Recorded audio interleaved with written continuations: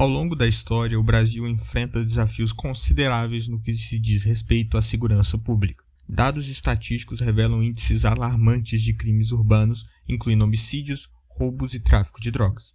Neste contexto, é necessário desvendar as causas indiretas e diretas que contribuem para essas estatísticas, analisando tanto os elementos microsociais quanto os macroestruturais que contribuem para a perpetuação desse fenômeno.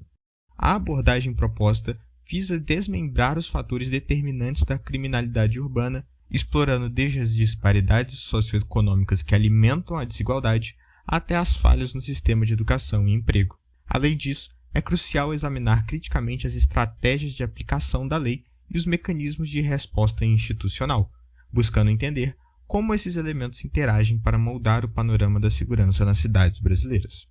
Através da apresentação de personagens representativos de diferentes estratos sociais e profissionais, se propõe oferecer uma visão multifacetada da complexidade envolvida na criminalidade urbana, da perspectiva do policial à do cidadão comum afetado pela violência. Cada elemento contribui para uma análise embasada no assunto. Por meio da análise científica dessa realidade, buscamos não apenas compreender, mas também sugerir possíveis estratégias de mitigação e prevenção da criminalidade no país. Primeiramente, temos que entender que esse fenômeno, da forma que ele acontece, é algo um pouco que exclusivo da América Latina, visto que nós temos exemplos parecidos com o Brasil, no México, Colômbia e Bolívia entre os mais famosos, o que não significa que não haja nos outros locais. A questão de ser algo único da América Latina é em relação à sua intensidade. Afinal, todos já viram o gráfico que compara os homicídios por ano no Brasil em relação a outros lugares do mundo. Ou então comportamentos não naturais que são específicos daqui e infelizmente são normalizados pela cultura do medo, como andar com um celular extra, esconder a mochila embaixo da areia ou a não existência de carros abertos. Para entendermos como isso acontece e levantar hipóteses de como resolvê-las, precisamos de destrinchar os motivos que resultam nessa realidade. Para isso, precisamos de dividir o crime no Brasil em 3 diferentes grupos, visto que cada um demanda a sua própria solução, já que, diferentemente do que alguns pensam, apenas prender não resolve a situação. Como melhor exemplo, temos os Estados Unidos, que sempre tiveram essa política e nunca resolveram o problema. Pelo contrário, apenas aumentaram o percentual de encarcerados, possuindo a maior taxa no mundo, com 700 presos a cada 100 mil habitantes, representando 25% dos presos no mundo e gastando 50 bilhões por ano. Em comparação, o Brasil tem 300 presos a cada 100 mil habitantes e gasta 16 bilhões ao ano. Pelos motivos acima, fica claro que tanto para a população quanto para o orçamento, é melhor prevenir do que remediar, assim como é melhor se vacinar do que tomar um remédio ou aprender do que passar dificuldade. Para começar, o tópico que provavelmente é o maior no imaginário da população é o que envolve as organizações criminosas, que contempla tráfico de drogas, milícias, extração de recursos ilegais, cassinagem, entre outros. Nesse caso, devemos entender 2 pontos importantes. Primeiro, que a maior parte desses negócios estão envolvidos com o comércio de drogas ilícitas e armas. Só que a grande questão é que, pelo menos até o momento, esses produtos são em sua totalidade importados do Peru, Bolívia e Colômbia. Então, barrar a sua entrada e controlar as nossas fronteiras é algo chave para estrangular esses esquemas criminosos. Isso se faz a partir de 2 meios. No caso da entrada legal, ou seja, escondida em caminhões, ônibus, carros, etc., essa fiscalização é muito complexa, mas seria facilitada caso houvesse um número menor de veículos entrando e saindo do país. Agora, como que nós fazemos isso? Padronizando o transporte interamericano baseado no modelo ferroviário, onde a fiscalização é feita na fonte.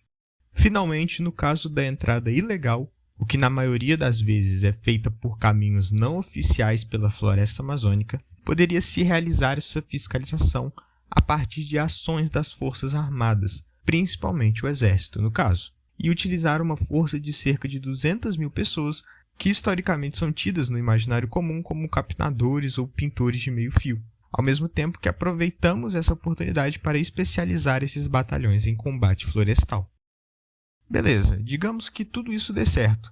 Teoricamente, nós tiramos a maior fonte de renda deles e o acesso a armas. Mas isso não significa que eles vão ficar parados e não vão tentar dar a volta por isso.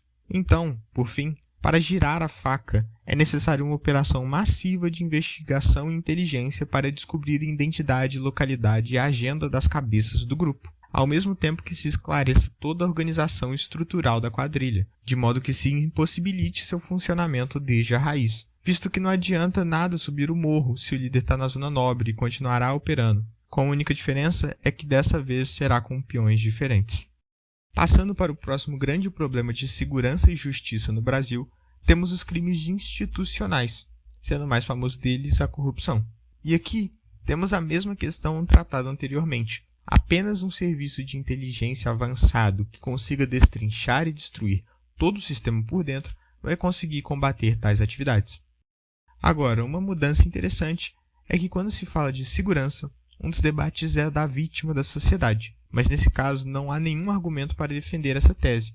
Por isso, também é necessária uma punição judicial muito mais dura nesses casos, não só com tempo de prisão, como multas que cheguem a cobrir 2, 3 ou 4 vezes o tanto que foi desviado, além de mudanças no próprio processo, para evitar que se estendam por anos e anos com milhares de recursos, ou mesmo depois de ser punido, várias regalias e mudanças nas decisões. Agora, o que falamos até agora acredito que todo mundo concorde. Corrupção deve ser tratada como crime hediondo, organização criminosa deve ser asfixiada e seus líderes presos. Mas aqui chegamos no maior ponto de debate da sociedade nesse assunto, que é em relação aos chamados de pequenos delitos, geralmente associados por furtos, roubos, posições na base hierárquica de organizações criminosas, etc.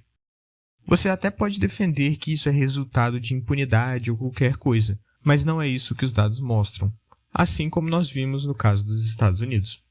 Ou então estatísticas do próprio Brasil, onde 30% da reincidência nessa área acontece no mês seguinte à concessão da liberdade, e metade ocorre nos próximos 3 meses. E esses números só aumentam à medida que o número de prisões também aumenta.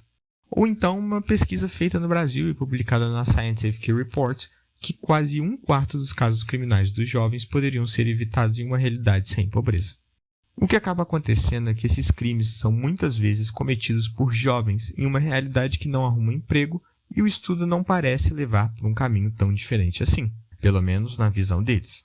Ao mesmo tempo que convivem às vezes fisicamente com pessoas em uma realidade paralela, onde conseguiram dinheiro, status, carros, prestígio e mulheres a partir da criminalidade. Isso sem contar os casos onde isso não é feito por ganância, mas por necessidade, como fome ou dependência química. Beleza, então para resolver isso a gente tem que legalizar tudo com a desculpa de serem vítimas da sociedade? Obviamente que não. Apesar de poderem ser considerados como tal, crime é crime. O que se deve fazer é consertar os erros do sistema que incentivam contravenções como essa, o que se dá com uma mudança no ensino médio, com a universalização dos cursos técnicos, como falamos no último vídeo, e o aumento da oferta de empregos e nos salários gerais, de modo que se desincentive que o jovem entre para esse mundo. Isso se dá com o aumento da produtividade econômica proveniente de uma maior industrialização, como falamos no vídeo recomendado no canto superior da tela. Deu para perceber que nenhuma dessas medidas são ativas, como aumentar o policiamento, mas sim reformas estruturais a longo prazo, que é o que realmente resolve o problema de uma vez por todas. Apesar disso, obviamente não é isso que vai resolver tudo.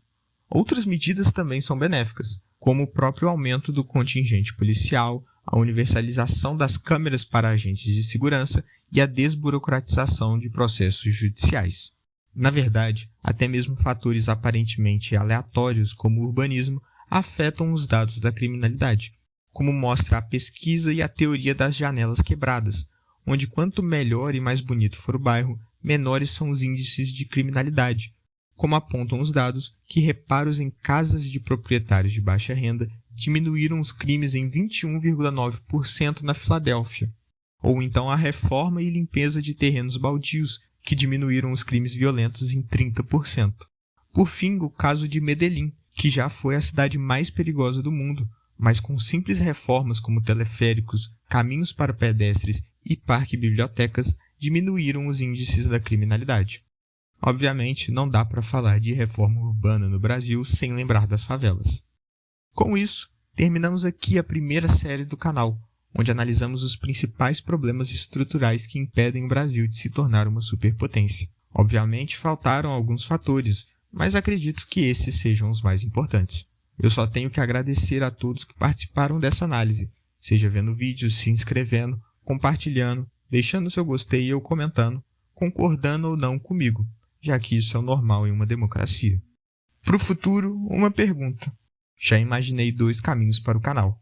Ou abordar sobre tópicos variados, como analisar geopoliticamente a guerra da Ucrânia, ou então partir para uma nova série, que já está com um roteiro quase pronto, de analisar a formação econômica do Brasil ao longo de sua história. Para isso, deixarei uma enquete na comunidade do canal para vocês decidirem. Por enquanto é só. Muito obrigado e até a próxima.